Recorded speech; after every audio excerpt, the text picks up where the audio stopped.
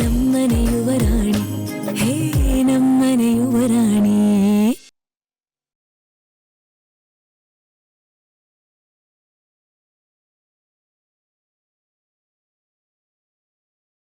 ನಾನು ಯಾವಾಗ ಸಕ್ಕರೆ ಹಾಕ್ದೆ? ಅಲ್ಲಿ ಅಕ್ಕನ ಮೇಲಿನ ಕೋಪಕ್ಕೋಸ್ಕರ ನಾನು ಏನ್ ಮಾಡ್ತಿದ್ದೀನಿ ಅನ್ನೋದು ನನಗೆ ನೆನಪಾಗ್ತಿಲ್ವಾ ಹೇಗೆ? ನಾನು ಯಾವಾಗ ಸಕ್ಕರೆ ಹಾಕ್ದೆ? ಗಾಡ್, ಮೀರಾ ಮೀರಾ, ನಿನ್ನ ನೀನೇ ಮರಿತಿದ್ಯಾ ಅನ್ಸುತ್ತೆ ಕಣೆ.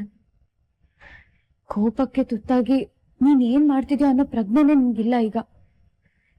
ಇದಕ್ಕೆಲ್ಲ ಕಾರಣ ನಿನ್ ಬೇಜವಾಬ್ದಾರಿತನ. ಛೆ, ಅದ್ ಯಾವ ಗಮನದಲ್ಲಿ ಅದೇನ್ ಹಾಕ್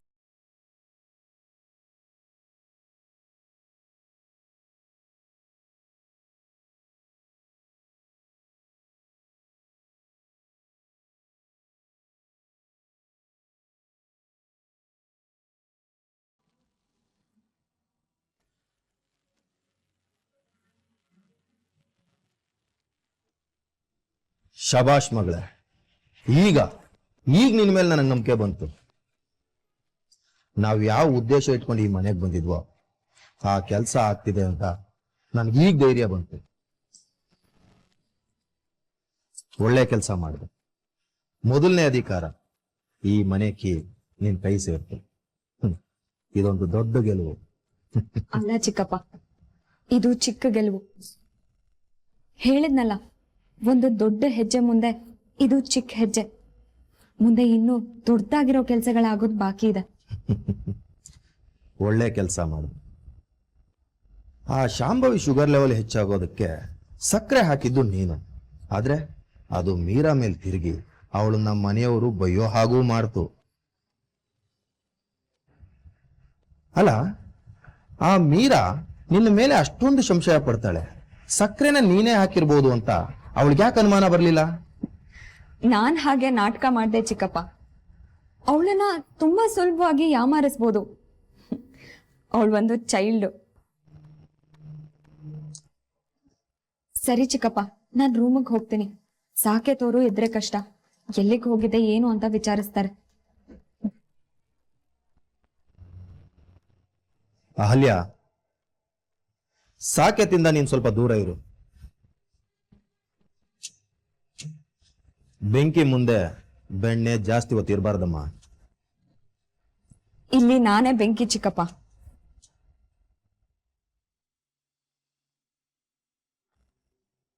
ಇವತ್ತು ನನ್ ಪಾಲಿಗೆ ಹಬ್ಬ, ನನ್ ಮೊದಲನೇ ವಿಜಯೋತ್ಸವ. ನಾನು ಈ ಮನೆಗೆ ಬಂದಿದ್ದ ಉದ್ದೇಶದ ಮೊದಲನೇ ಗೆಲುವು.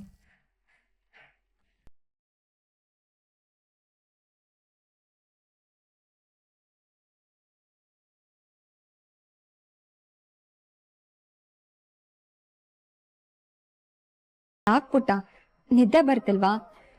ಅಥವಾ ಆಗಿರೋ ಕನ್ಫ್ಯೂಷನ್ಗೆ ಏನಾಯ್ತು ಏನಾಗಿಲ್ಲ ಅಂತ ಗೊತ್ತಾಗ್ತಿಲ್ವಾ? ಏನಾಯ್ತು ಮೀರಾ? ಓಹೋ, ಜ್ಯೂಸ್ ಹೇಗೆ ಸಿಹಿ ಆಯ್ತು ಅಂತ ಯೋಚಿಸ್ತಿದ್ಯೇನೋ ಅಲ್ವಾ?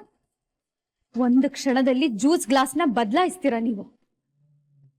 ಒಂದು ಕ್ಷಣದಲ್ಲಿ ಮೆಮೊರಿ ಕಾರ್ಡ್ನ ಕದೀತೀರಾ ನೀವು. ಅದೇ ಒಂದು ಕ್ಷಣದಲ್ಲಿ ಜ್ಯೂಸಿಗೆ ಸಕ್ಕರೆ ಹಾಕಲ್ಲ ನೀವು ಅಂತ ನಾನು ಹೇಗ್ ನಂಬ್ಕೊಂಡೆ? ಛೇ, ತಪ್ಪು ಮಾಡ್ಬಿಟ್ಟೆ ನಾನು. ಈ ಬೇವನ್ ಮರನೇ ನಮ್ಮಮ್ಮ ಕುಡಿಯೋ ಜ್ಯೂಸಿಗೆ ಸಕ್ಕರೆ ಹಾಕ್ತು ಅನ್ನೋದು ನನಗೆ ಗೊತ್ತಾಗ್ಲಿಲ್ಲ. ಒಂದ್ ಸೆಕೆಂಡ್, ಮತ್ತೊಂದು ತಪ್ಪು ಮಾಡ್ದೆ. ಇವ್ರಿಗೆ ಕಹಿನೂ ಕೊಡ್ದೆ, ನೋವು ಕೊಡ್ದೆ, ನನ್ ಗುರಿನ ಹೇಗೆ ಈಡೇರಿಸ್ಕೊಳ್ಳೋದು ಅಂತ ನೀನೇ ಬೇವು ಬೆಲ್ಲ ಕೊಡ್ಬೇಕಾದ್ರೆ ಹೇಳಿದ್ಯಲ್ಲ. ನಾವು ಬೇವನ್ನ ಕೊಡಲ್ಲ, ಬರೀ ಬೆಲ್ಲನ ಮಾತ್ರ ಕೊಡ್ತೀವಿ, ನಾವು ಬರೀ ಸಿಹಿನ ಮಾತ್ರ ಹಂಚ್ತೀವಿ ಅಂತ. ಅದಕ್ಕೆ ನಿಮ್ಮಮ್ಮಂಗೆ ಸ್ವಲ್ಪ ಜಾಸ್ತಿ ಸಿಹಿನ ಕೊಡ್ಬೇಕು ಅಂತ ಅನ್ನಿಸ್ತು, ಕೊಟ್ಟೆ. ನನಗೇನ್ ಗೊತ್ತು ಶುಗರ್ ಲೆವೆಲ್ ಜಾಸ್ತಿ ಆಗಿ ನಿಮ್ಮಮ್ಮ ತಲೆ ಸುತ್ತ ಬೀಳ್ತಾರೆ ಅಂತ. ಪಾಪ.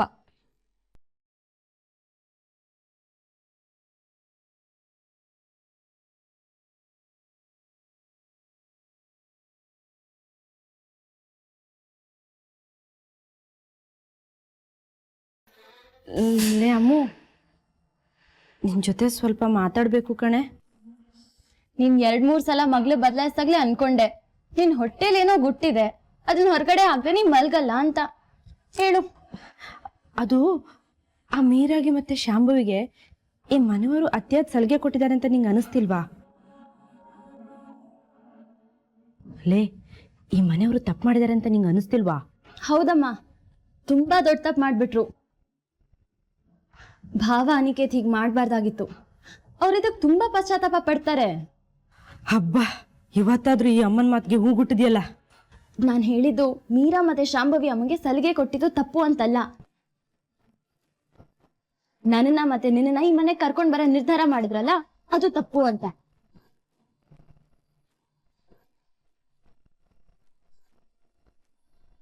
ಅದಕ್ಕೆ ಅವರು ತುಂಬಾ ಪಶ್ಚಾತ್ತಾಪ ಪಡ್ತಾರೆ ಅಂದೆ. ಯಾರ್ಯಾರನ್ನ ಎಲ್ಲೆಲ್ಲಿ ಇಡ್ಬೇಕೋ ಅಲ್ಲಲ್ಲೇ ಇಟ್ಟಿದ್ರೆ ಚೆನ್ನಾಗಿರುತ್ತೆ. ನಮ್ಮಂತವ್ರನ್ನ ಇಂಥ ಐಷಾರಾಮಿ ಜಾಗ ಕರ್ಕೊಂಡ್ ಬಂದ್ರಲ್ಲ, ಅದೇ ಅವ್ರ ತಪ್ಪು. ಸುಮ್ನೆ ಮಲ್ಕೊಳಮ್ಮ. ಈ ವಿಷಯನ ನನ್ ಮುಂದೆ ಹೇಳ್ದಂಗೆ ಬೇರೆ ಯಾರಿಗಾರು ಹೇಳ್ಬಿಟ್ಯಾ?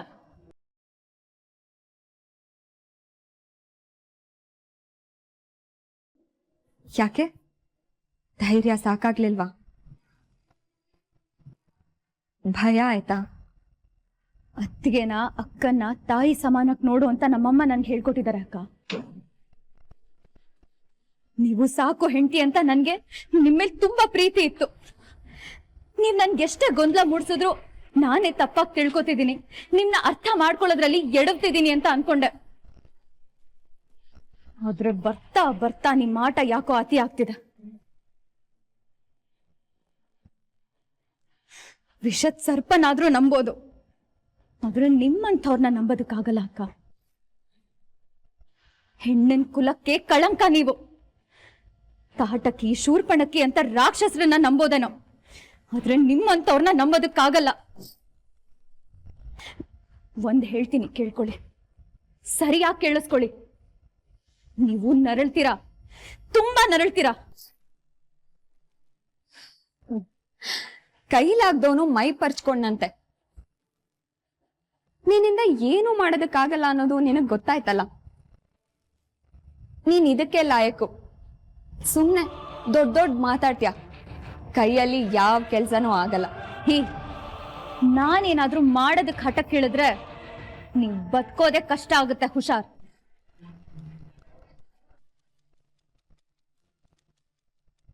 ನಿಮ್ಮನ್ನ ಶಾಂತಲಮ್ಮನ್ ಪ್ರತಿರೂಪ ಅನ್ಕೊಂಡಿದ್ದಾರೆ. ಅವ್ರ ಹೃದಯ ಒಡಿಬಾರ್ದು ಅನ್ನೋ ಒಂದೇ ಕಾರಣಕ್ಕೆ ನಾನ್ ಸುಮ್ನೆ ಇರೋದು. ಇಲ್ಲ ಅಂದ್ರೆ ಇಷ್ಟೊತ್ತಲ್ಲಿ ನಿಮ್ ಸ್ಥಾನ ಮಾನ ಏನು ಅನ್ನೋದನ್ನ ನಾನ್ ನಿಮ್ಗೆ ಅರ್ಥ ಮಾಡಿಸ್ತಿದ್ದೆ. ನೀನಿನ್ನೂ ಚೈಲ್ಡು. ನಿನ್ನಿಂದ ಬರೀ ಇಂಥ ಸಿನಿಮಾ ಡೈಲಾಗ್ಗಳನ್ನ ಹೊಡೆಯೋದಕ್ಕಷ್ಟೇ ಸಾಧ್ಯ. ನೀನ್ ಮಾತಾಡ್ತೀಯ, ಆದ್ರೆ ಕೆಲ್ಸ ಮಾಡಲ್ಲ. ನಾನು ಮಾತಾಡಲ್ಲ, ಕೆಲ್ಸ ಮಾಡಿ ತೋರಿಸ್ತೀನಿ. ಅದಕ್ಕೆ ಮನೆ ಮಗಳು ಅಂತ ತಲೆ ಮೇಲೆ ಹೊತ್ಕೊಂಡು ಮೆರೆಸ್ತಿದ್ದ ಜನರೆಲ್ಲ ನೀನು ಬುದ್ಧಿ ಇಲ್ದಿರೋಳು, ದುಡುಕ್ ಸ್ವಭಾವದವಳು, ತರ್ಲೆ ಕೆಲ್ಸಕ್ಕೆ ಬಾರ್ದವಳು, ಅನವಶ್ಯಕವಾಗಿ ಸಮಸ್ಯೆಗಳನ್ನ ಸೃಷ್ಟಿ ಮಾಡೋಳು ಅಂತ ನಂಬ್ಕೊಳ್ಳೋ ಹಾಗೆ ಮಾಡಿದ್ದು. ಹೌದು ಅಕ್ಕ, ನಾನು ಹಾಗೆ ನಡ್ಕೊಂಡೆ.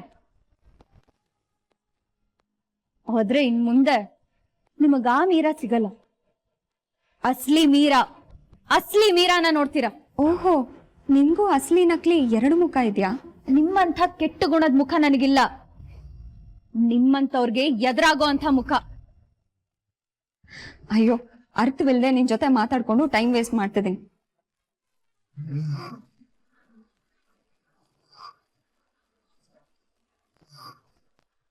ಇಲ್ಲಿವರೆಗೂ ನಾನು ಸುಮ್ಮನೆ ಇದ್ದೆ ಅಕ್ಕ, ಆದ್ರೆ ಇನ್ ಮುಂದೆ ನಾನು ಸುಮ್ಮನೆ ಇರಲ್ಲ. ಯಾವಾಗ ನೀವು ನಮ್ಮನೆಯವ್ರ ಜೀವದ ಜೊತೆ ಆಟ ಆಡೋದಕ್ ಶುರು ಮಾಡಿದ್ರೋ ಅವಾಗ್ಲೇ ನಿಮ್ಮೇಲೆ ನೀವೇ ಕಲ್ಲು ಹಾಕೊಂಡ್ಬಿಟ್ರಿ. ಇನ್ಮೇಲೆ ನಾನ್ ನಿಮ್ನ ಆಟ ಆಡಿಸ್ತೀನಿ. ನೀವ್ ಈ ಮನೇಲಿ ಪ್ರತಿ ಕ್ಷಣ ನರಳೋ ಹಾಗೆ ಮಾಡದೆ ಹೋದ್ರೆ ನಾನ್ ಮೀರಾನೇ ಅಲ್ಲ.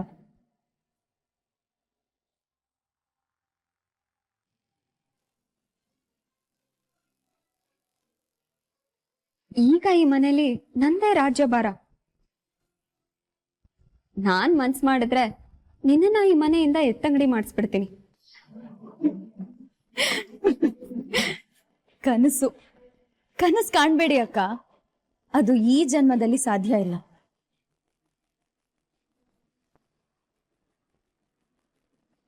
ಅಕ್ಕ, ಈ ಬೀಗನ ಭದ್ರವಾಗಿ ನಿಮ್ ಸೊಂಟಕ್ಕೆ ಸಿಕ್ಸ್ಕೊಳ್ಳಿ, ಯಾಕಂದ್ರೆ ಯಾವಾಗ ಬೇಕಾದ್ರೂ ಇದು ನಿಮ್ ಕೈ ಜಾರ್ ಹೋಗ್ಬೋದು. ಭ್ರಮೆ, ನಿನ್ ಭ್ರಮೆ ಹಾಗೆ ಅಂದ್ಕೊಳ್ಳಿ ಅಕ್ಕ. ಅಕ್ಕ, ನಾನ್ ನಿಮ್ಗೊಂದ್ ವಿಷಯ ಹೇಳ. ಅಮ್ಮ ಕೀನ ನಿಮ್ ಕೈಗೆ ಕೊಟ್ ಬಂದೆ ಅಂತ ಹೇಳಿದಾಗ ನನಗೇನು ಅನ್ನಿಸ್ಲಿಲ್ಲ. ಈ ಮನೆ ಸೊಸೆಗೆ ದಕ್ಕಬೇಕಾಗಿರೋ ಹಕ್ಕನ್ನ ಕೊಟ್ಬಿಟ್ ಬಂದ್ರು ಅಂತ ಅನ್ಕೊಂಡೆ. ಆದ್ರೆ ಅರ್ಹತೆ ಇಲ್ದೇ ಇರೋರ್ ಹತ್ರ ಈ ಜವಾಬ್ದಾರಿ ಇರಬಾರ್ದು. ಇರೋದಕ್ಕೆ ನಾನ್ ಬಿಡಲ್ಲ.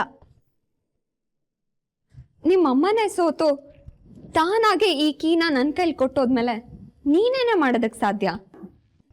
ನಮ್ಮಮ್ಮನ ಕೈಯಿಂದ ಈ ಕೀನ ಹೇಗ್ ಕಿತ್ಕೊಂಡ್ರೋ ಅದೇ ರೀತಿ ನೀವಾಗೆ ನಮ್ಮಮ್ಮನ ಕೈಗೆ ವಾಪಸ್ ಕೀ ಕೊಡೋ ಹಾಗೆ ಮಾಡ್ತೀನಿ. ಕನ್ಸು, ಒಳ್ಳೆ ಕನ್ಸು ಕಾಣ್ತಾ ಇರು.